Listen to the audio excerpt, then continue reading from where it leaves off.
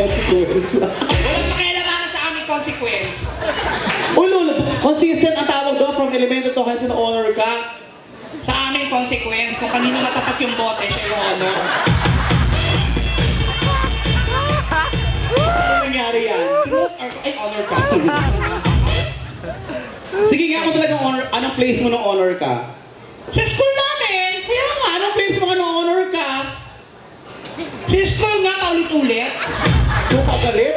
Tinatanong ko nga kung anong place mo ng honor ka eh. Sa school nga! Doon nga kami nag-honoran, walang ibang place. Kung meron lang, nilipat kami.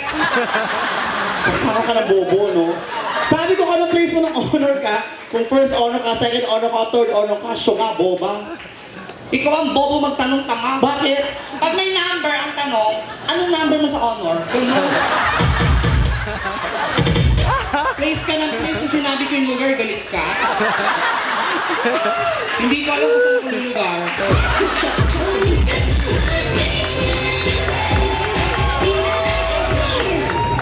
Wala ka na lugar kasi mali ang sagot mo sa mga tanong ko. Baka yung tanong mo mali sa sagot ko.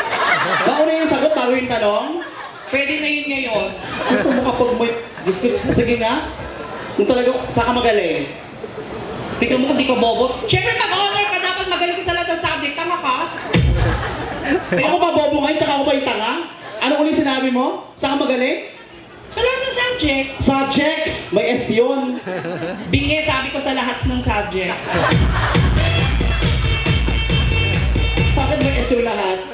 Bakit? Ilan ba yung lahat? Marami! Tama ka, plural yun. Ano? Kung tanga? Ano ba yung subject mo? Yung makatalino. Ano yan? Science! Sorry, sir. Wow!